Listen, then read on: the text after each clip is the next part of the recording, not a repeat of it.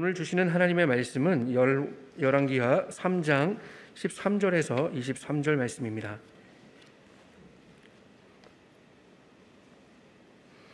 구약성경 563쪽쯤에 있습니다.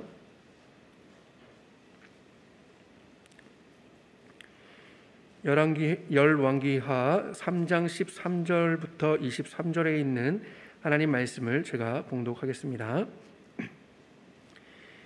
엘리사가 이스라엘 왕에게 이르되 내가 당신과 무슨 상관이 있나이까? 당신의 부친의 선지자들과 당신의 모친의 선지자들에게로 가소서 하니, 이스라엘 왕이 그에게 이르되 그렇지 아니하니이다. 여호와께서 이 세 왕을 불러 모아 모압의 손에 넘기려 하시나이다 하니라.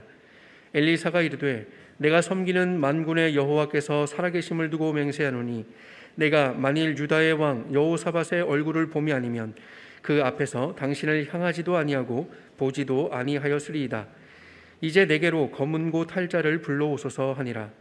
검은고 타는 자가 검은고를 탈 때에 여호와의 손이 엘리사 위에 있더니, 그가 이르되 여호와의 말씀이 이 골짜기에 개천을 많이 파라 하셨나이다.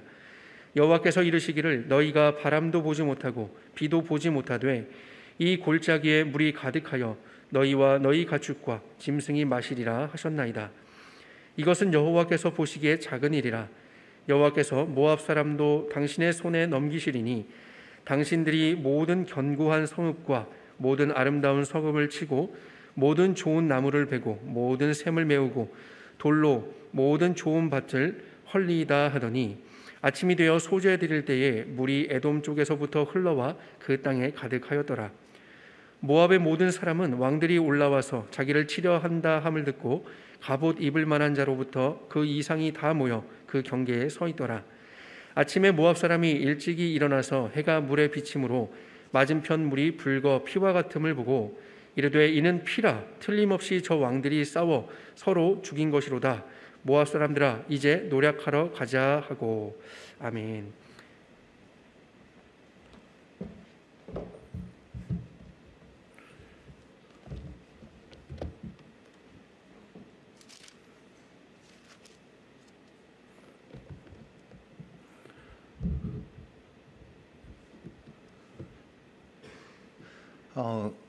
여름 너무 더운 계절입니다. 그리고 이제 얼마 이 더위가 남지 않은 것 같습니다. 더 여름을 보내고 싶어도 못 보낼 것 같아요. 이번 여름이 지나가면 여름 보냈던, 물론 무덥고 힘들지만 이 무덥고 힘든 시간이 그리울 때가 또 있을 거라는 생각을 해봅니다. 오늘 피서도 가고 이 더위를 피하다가 다시 하나님 앞에 나와서 예배할 수 있는 이 자리에서 함께 하나님의 말씀을 듣고 오늘 고난 중에 나타난 신앙과 불신앙이라는 또 하나님이라는 제목으로 같이 오늘 열왕기하를 보기를 원하는데요.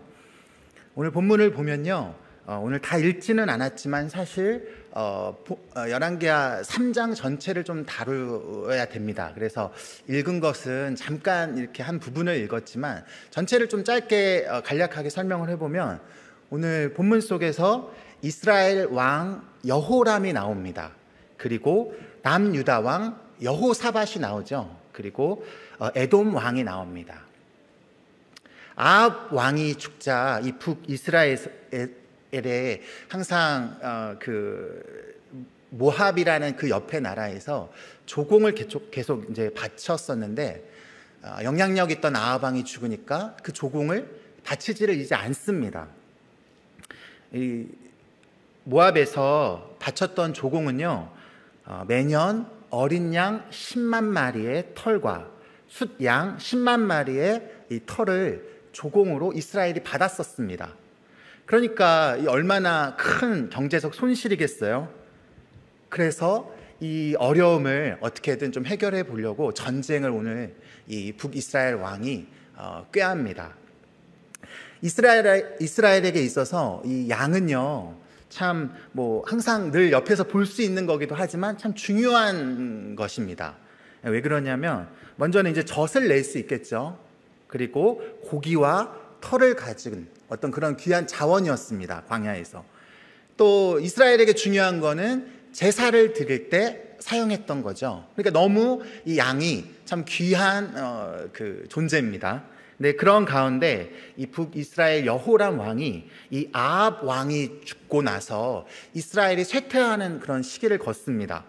그런 가운데 어떻게 보면 이 여호람 왕의 형이었던 이 아하시아가 왕이 되지만 2년만 통치하고 죽게 됩니다. 그러니까 이제 어떻게 보면 그런 어려운 상황 속에서 형도 이 나라를 다시금 일으키기가 어렵고, 그런 어려운 상황에서 여호람 왕이 왕으로 등극을 한 겁니다. 그래서 이제 자신의 입지가 좀 이제 불안하고 또 어려운 가운데 밖으로는 이제 전쟁을 꾀한 걸 통해서 이 어려움을 타개하고 내실을 다지려고 하는 그런 가운데 있는 상황입니다. 그런 어떤 당위성이라고 볼 수 있을지 모르겠지만 그런 어떤 목표를 가지고 나름 이제 전쟁을 펼치기 위해서 좀 꼼수를 좀 부리죠. 방법은 그 남유다의 왕이었던 여호사밧과 어떻게 보면 동맹처럼 뭔가 협약을 맺습니다. 그리고 에돔 광야길로 이제 들어가게 되는데요. 이제 당시 북이스라엘이 모압을 침공할 수 있는 가장 이제 방법이 두 가지가 있었습니다. 한번 지도를 한번 볼까요? 제가 표시를 해봤는데 잘 보이시겠어요? 이스라엘이 그 서해 동북쪽, 그 사해 동북쪽으로 올라가서 모압 아래로 치는 루트가 있습니다. 또 다른 하나는 아래로 이렇게 내려가서 남유다를 거치고 에돔을 거쳐서 모압을 치러 가는 거죠. 이 두 가지의 경우가 있는데, 이 후자의 경우에 두 번째는 길이 아주 멀 뿐만 아니라 치러야 되는, 어떻게 보면 좀 그 어려움들이 있습니다. 모압을 맞닥뜨려야 됩니다. 그러니까 이제 다른 나라와 또 전쟁을 펼쳐야 되는 또 어려움이 있는 거죠. 그래서 남유다 왕인 여호사밧이 위로 가는 길을 제시하기보다 아래쪽으로 의도적으로 이 전쟁 길을 선택을 합니다. 왜 그러냐면 위로 갔을 때는 첫 번째 루트로는 길르앗 라못이라고 하는, 요 지도에서 보면 보이실지 모르겠어요. 그 이스라엘의 바로 오른편, 지도에서 봤을 때 오른편에 길르앗 라못이 있습니다. 그러니까 거기서도 다른 나라를 맞닥뜨려야 되고 암몬과 모압으로 가야 되는 그 길이 있는 거죠.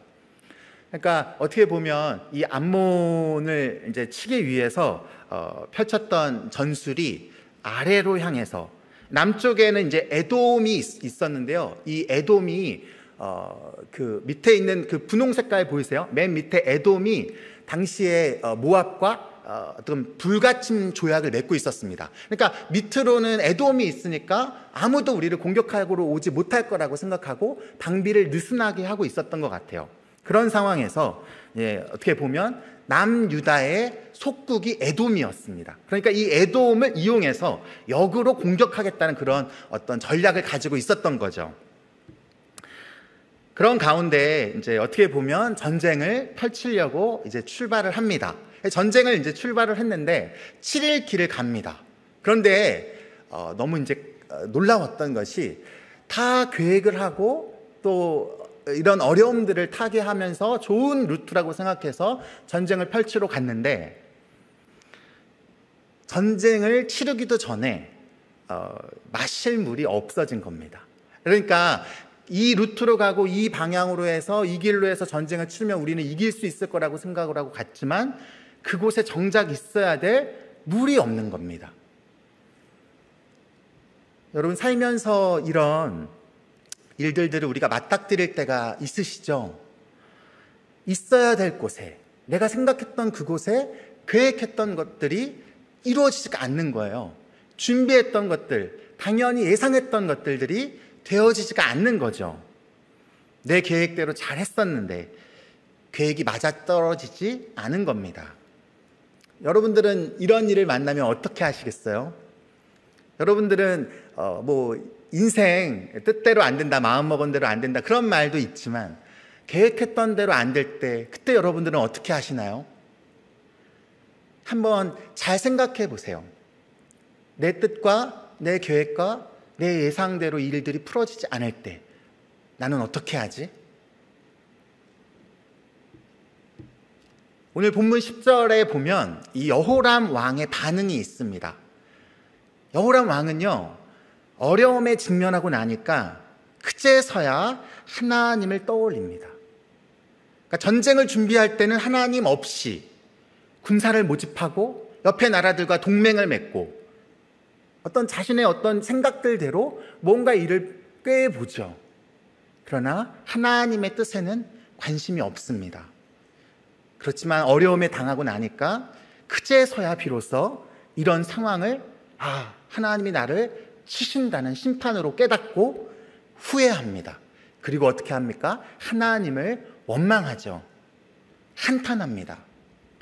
반면 남유다의 여호사밧 왕은 같은 어려운 상황이었지만 어디에 소망을 둡니까?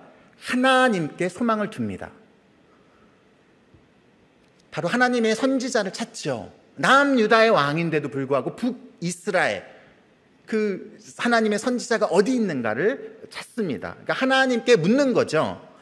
그의 믿음의 행동으로 인해서 결과적으로 얼마나 많은 사람들이, 그러니까 이스라엘뿐만이 아니라 그 전쟁에 참전했던 남유다와 에돔의 병사들까지도 기적적으로 이 죽음에서 살아날 수 있다는 것, 그것을 오늘 말씀을 통해서 이 배경이 그렇습니다. 그것을 우리가 확인할 수 있는데요.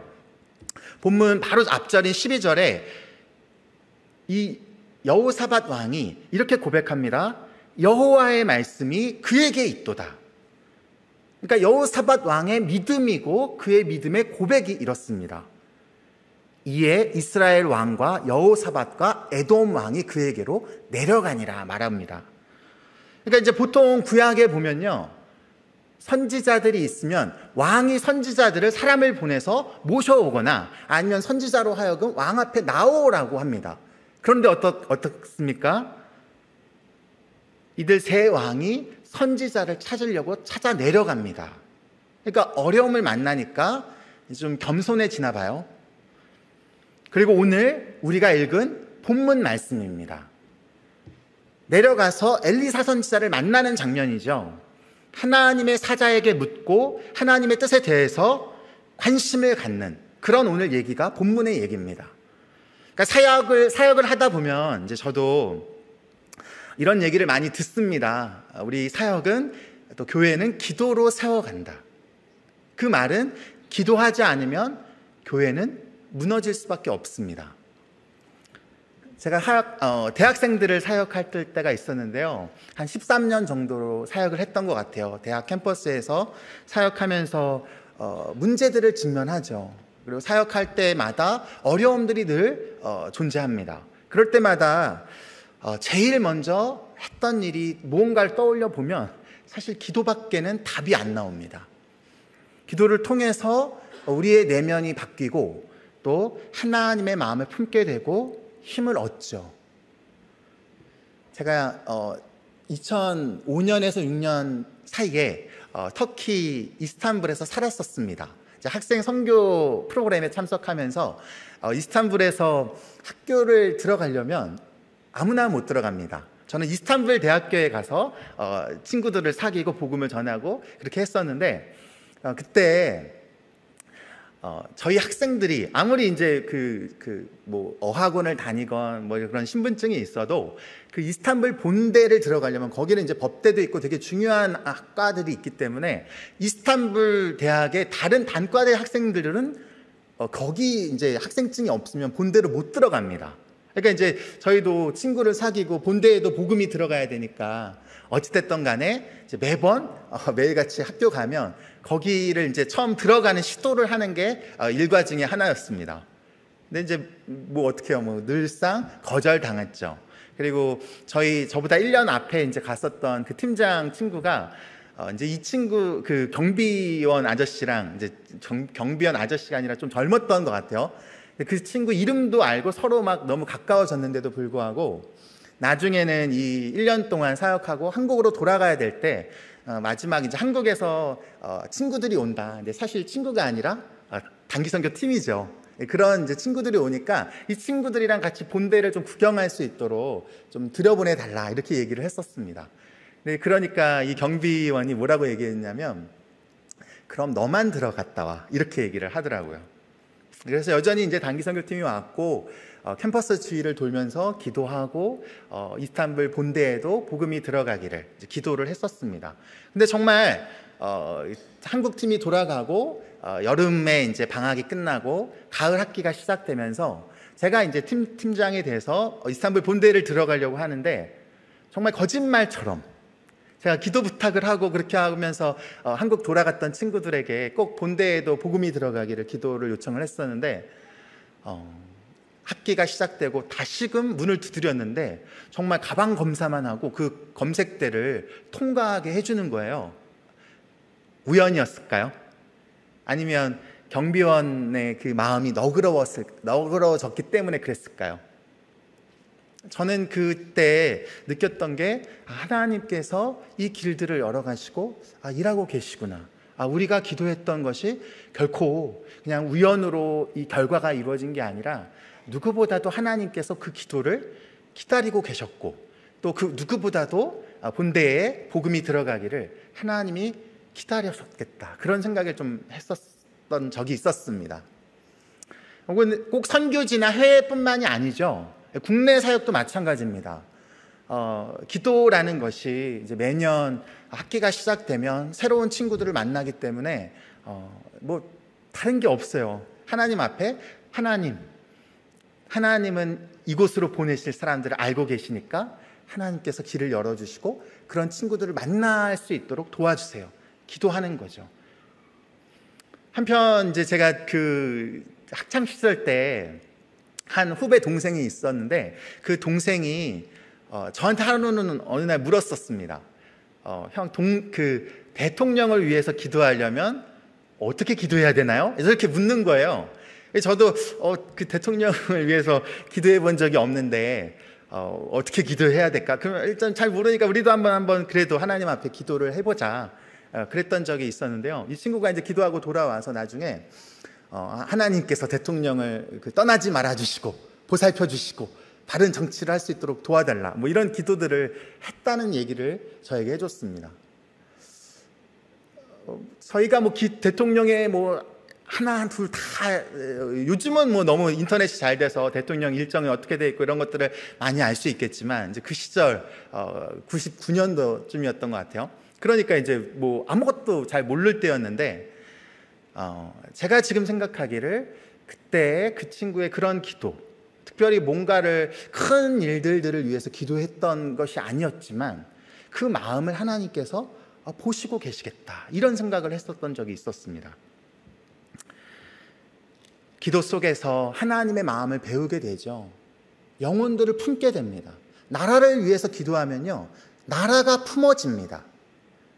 영혼들을 위해서 기도하고 가정을 위해서 기도할 때 마음에 품어지는 거죠. 환경과 상황을 우리 내면 가운데 또 하나님께서는 뛰어넘을 수 있도록 하나님께서 그런 은혜들을 주십니다.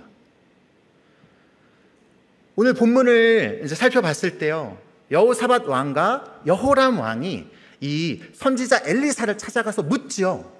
어떻게 해야 될지 묻겠죠. 선지자를 만나러 가서. 왜 물을까요? 왜냐하면 그들의 손에 이 모든 이스라엘 백성들과 함께 이 전쟁을 치르기 위해 나갔던 많은 사람들의 생존이 달려있는 겁니다.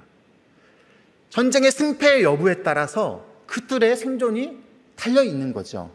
그러니까 얼마나 많은 무게와 책임감이 있을까요? 그렇게 엘리사 선지자를 딱 맞닥뜨립니다.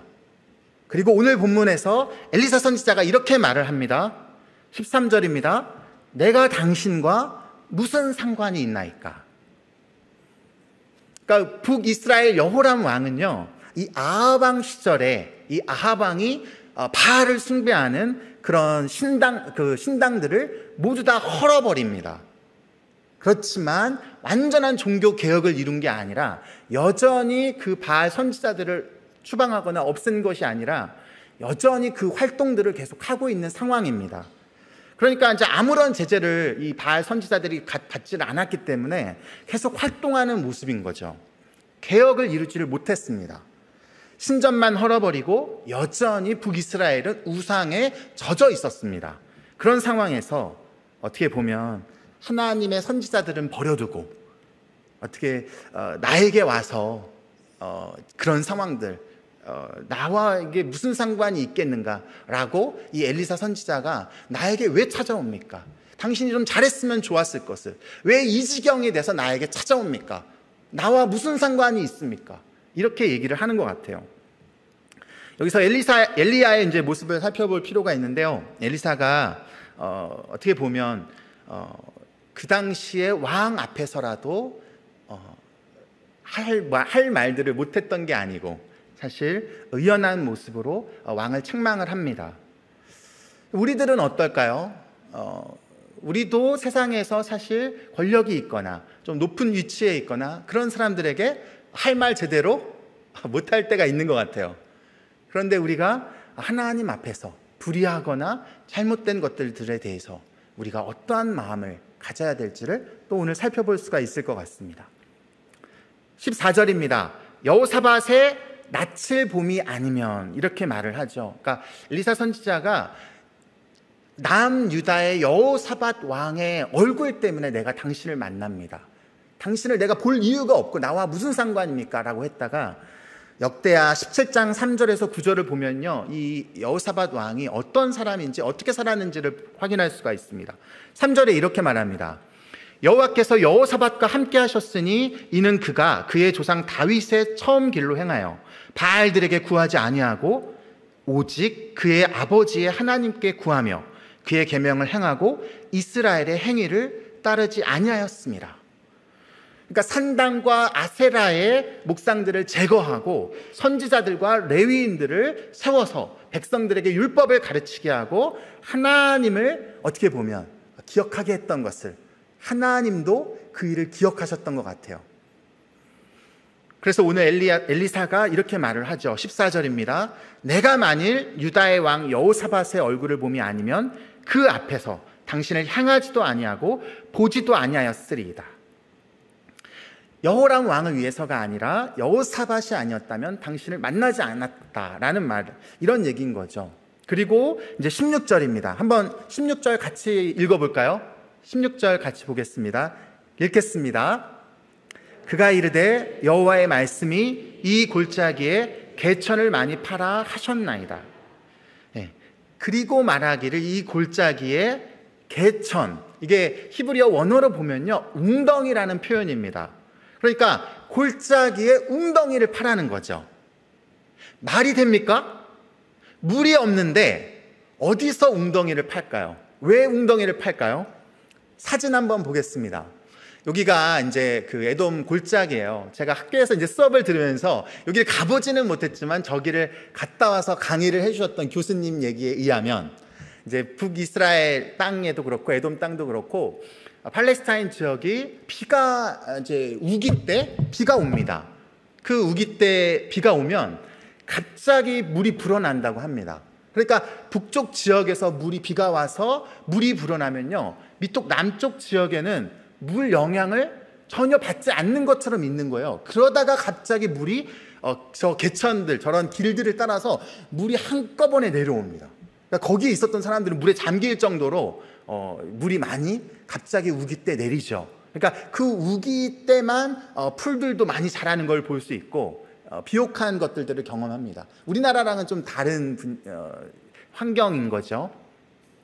그러니까 어떻게 보면 지금 마실 물이 없는데 물을 어떻게 보면 어디 가서 떠오라 이런 것들을 알려주질 않고 웅덩이를 파라고 합니다. 17절에 이렇게 말합니다. 너희가 바람도 보지 못하고 비도 보지 못하되 이 골짜기에 물이 가득하여 너희와 너희 가축과 짐승이 마시리라 하셨나이다 라고 얘기합니다. 그러니까 이 팔레스타인 지역에서 고대에는 비바람을 동반해서 비가 내리고 물이 채워집니다.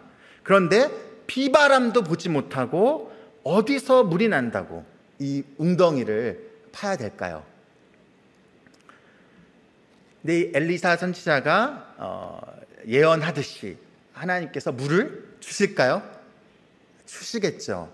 하나님께서 그의 뜻을 이뤄 가십니다. 또 19절에 보면요 이런 얘기까지도 예언이 되어 있습니다. 모든 좋은 나무를 베고 라는 표현이 있죠. 그러니까 전쟁에서 이 모든 좋은 나무를 벤다는 것은 전쟁에 승리한 나라가 행하는 보복 같은 일입니다. 그러니까 좋은 것들을 다 없애버리는 거죠. 그러니까 너희가 전쟁을 승리할 거라는 것들도 메시지로 우리가 확인할 수가 있습니다. 연못이나 어떻게 보면 그 다음 그 구절을 보면 모든 샘을 메우고라는 표현이 있죠. 이 모든 샘은요, 어떻게 보면 이렇게 인위적으로 만들어진 샘이 아니라 천연적인 자원의 샘솟는 물입니다. 그러니까 이 물이 너무 귀하겠죠. 근데 이 샘이 어떻게 보면 생활 용수로도 쓰이고 마실 물로 사용되기 때문에 귀함에도 불구하고 그 물까지 메워버리라고 말합니다. 당시에 이 샘을 메운다는 뜻은 그 마을 전체에, 또 그 지역 전체에 치명적인 타격이 되는 거죠. 그러니까 자연 샘이 없다는 것은 어려움을 이제 예상하게 됩니다. 또 어떤 표현이 나오냐면 돌로 모든 좋은 밭을 헐리이다 라는 표현이 있습니다. 그러니까 농사에 어떻게 보면 큰 타격을 주는 또 행동입니다. 농사를 어떻게 보면 지을 때 땅을 개간할 때는 돌들을 골라내겠죠. 그런데 그 반대로 땅을 황폐케 하려면 돌을 갖다 놓으면 됩니다. 그러니까 그런 어떤 상황들을 얘기를 해주는 것 같아요. 그럼에도 불구하고 20절에 이스라엘이 아침에 소제를 드릴 때 이제 그때 에돔 쪽에서부터 물이 흘러와 그 땅에 가득하였다고 합니다. 그러니까 이스라엘이 매일 아침에 한번 저녁에 한번 하나님 앞에 제사를 드리고 소제를 드리는데 아침에 제물을 드렸을 때 21절 그런 상황에서 물이 흘러왔다는 겁니다. 그러니까 에돔 골짜기에서 정말 엘리사 선지자가 얘기한 대로 웅덩이를 팠더니 아침에 소제를 드릴 때 골짜기 위에서부터 물이 흘러 들어왔다는 겁니다. 20절에 보면요, 이스라엘이 어떻게 보면 그런 일들을 경험하고 있을 때 21절 보면 모압군은 이제 한편 연합국의 소식을 들었겠죠. 세 개의 나라가 함께 연합해서 오고 있다라는 것들을 들었을 겁니다. 그런 소식에 젊은이부터 늙은이까지 무기를 들 수 있는 사람들은 모두 모여서 진을 치고 지키고 있었습니다. 그리고 다음 날이 되니까 어떻습니까? 마치 거짓말처럼 기적이 일어납니다. 그 골짜기에서 나왔던 물들이 이제 해가 비치니까 핏빛처럼 이 모압군에게 비치기 시작하는 거예요. 그러니까 모압군들이 봤을 때는 저 세 개의 나라가 서로 모여서 다투다가 서로가 서로를 죽이고 이렇게 피만 남게 됐구나라는 것 이렇게 생각을 했던 것 같아요. 그러니까 어떻게 했냐면 이제 우리가 전쟁에서 승리했다라고 생각하고 모든 이제 그 무기들을 다 내려놓고 이제 전쟁에 남은 것들을 이제 탈취하려고 기분 좋게 내려갔을 것 같아요. 그런 상황에서 어떻게 됐을까요? 이 전쟁에서 이스라엘이 승리를 합니다. 그러니까 이스라엘이 이 전쟁 속에서 맞닥뜨렸던 문제는 뭡니까? 물의 문제였죠. 지금 당장 앞에 놓여있던 물의 문제였는데 그 물의 문제뿐만이 아니라 하나님께서는 어떻게 하셨어요? 그 문제를 사용하셔서 전쟁의 문제까지도 해결해 주시는 하나님이십니다. 우리가 삶을 살면서 참 많이 힘든 시절이 많이 있습니다. 인생이 그렇게 무거운 것 같아요. 삶이. 애를 많이 쓰면서 삶의 이 무게를 느끼고 현실의 어려움을 맞닥뜨리며 갑니다. 우리나라에선 집을 소유하는 게 그렇게 힘든지 모르겠어요. 젊은이들에게는 꿈과 같은 이야기입니다. 취업의 문제, 결혼의 문제, 또 우리 장년분들은 자녀들과의 관계의 문제, 건강의 문제. 그러나 우리들의 이런 고민은 당장 우리 앞에 놓여있는 물의 문제로 시작하지만 전쟁의 문제까지, 우리가 보지 못하는 그 문제까지 하나님은 해결하실 수 있는 분이십니다. 물론 오늘 이 전쟁은 그렇게 정당화될 수 있는 전쟁은 아니었습니다. 북이스라엘 입장에서 어려워지니까 펼친 전쟁이었지, 하나님의 뜻을 묻고 하나님께서 기뻐하고 하나님이 원하시는 전쟁은 아니었죠. 그럼에도 불구하고 하나님께서 이 전쟁을 책임져 주시고 계십니다. 그리고 특별한 기적 같은 일들을 펼치시죠. 우리의 일상생활에서 매일 이런 기적이 일어나면 얼마나 좋을까요? 여러분 그렇게 생각하지 않으세요? 내가 어려울 때 하나님 의지하고 또 하나님께 기도하면 이 문제를 뛰어넘는 그런 기적들을 우리가 경험하고 싶을 때가 있는 거예요. 재정이 어려울 때 이 문제들을 한 번에 해결하고 싶은 마음이 있는 거죠. 건강이 어려우면 이 건강의 문제가 그냥 해결되기를 원하는 마음이 있는 겁니다. 빨리 관계가 어려워졌을 때도 사람과의 관계도 그냥 해결되기를 원하는 마음이 있는 거죠. 이 문제를 뛰어넘는 그런 기적을 경험하고 싶은 마음이 있습니다. 누가 건강의 문제를 환영하고 누가 재정의 어려움이나 관계의 어려움, 생존의 어려움을 좋아하고 기뻐할 수 있을까요? 그런데 신앙생활은 그렇지 않은 것 같습니다. 우리가 어려울 때마다 그럴 때 우리가 할 수 있는 일은 또 우리가 해야 되는 일은 뭐가 있을까요? 기적을 그냥 바라고만 있어야 될까요?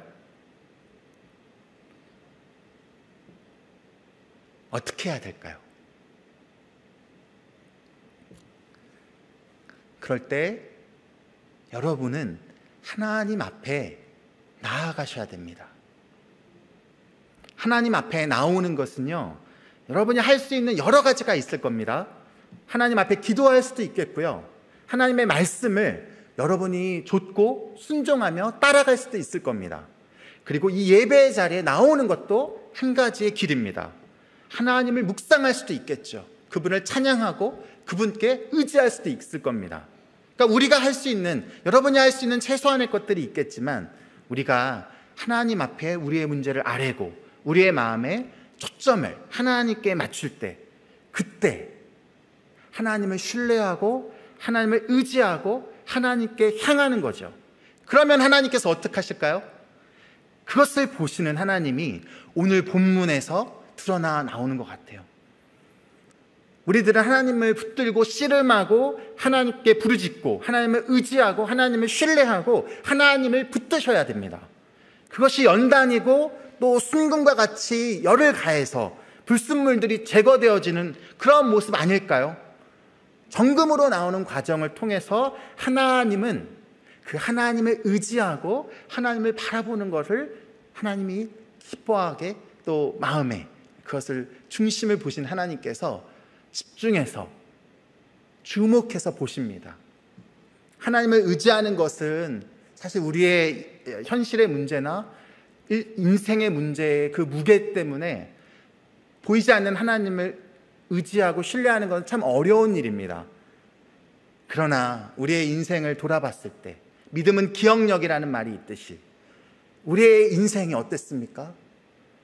안목 보던 내 인생을, 어디로 가야 할지 방향을 모르던 우리의 인생을, 가난한 영혼의 마음을 갖고 가난해져 있던 우리의 영혼을 부유하게 하시고 내가 어떻게 살아야 할지, 어느 방향으로 가야 할지 꿈과 하나님의 소망을 갖게 하시는, 그리고 무엇보다 우리의 인생을 다시금 살게 하는 새로운 삶을 우리에게 주셨던 그 하나님께서 모든 것을 우리에게 다 펼쳐 놓아주셨고 그 자신까지도 전부를 주셨습니다.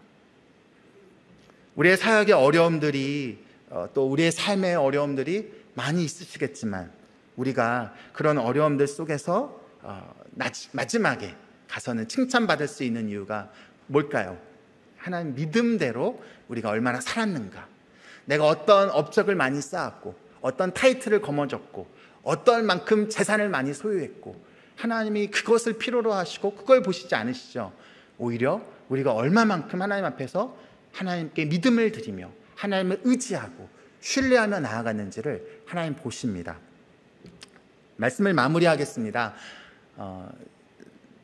저희 아내가 이제 몸이 건강이 안 좋아지고 힘들 때 그때 어린이집에서, 지금 이제 아이가 많이 컸지만 어린이집에서 이제 그림 그리고 왔다고 오늘 하루의 일과를 이제 저에게 얘기해 주면서 저도 사역을 마치고 집에 왔을 때 참 힘들었고 또 지쳐 있었는데 그림 얘기하면서 했던 얘기가 있었습니다. 그러니까 수채화를 그려도 그렇고 뭐 물감으로 잉크를 가지고 그림을 그려도 그 색깔을 한번 칠하고 그다음 또 한 번 더 칠하고 그럴 때마다 점점점 색깔이 짙어지고 그림이 이제 그려져 나가는 그 과정에 비유하면서 우리의 인생도 또 우리의 교회 사역도 마찬가지라는 얘기들을 서로 밤에 주고받았던 적이 있었습니다. 우리가 참 힘들고 또 이 무더위 속에서 또 폭풍까지 소식들이 있고 주변에 봤을 때 어려운 이웃들이 참 많이 있습니다. 또 여러분의 인생도 또 어려움에 봉착해 있을 때가 있습니다. 그럴 때 오늘 본문을 기억하시고 하나님을 의지하고 하나님을 찾는 우리 모든 성도분들이 다 되시기를 간절히 바랍니다.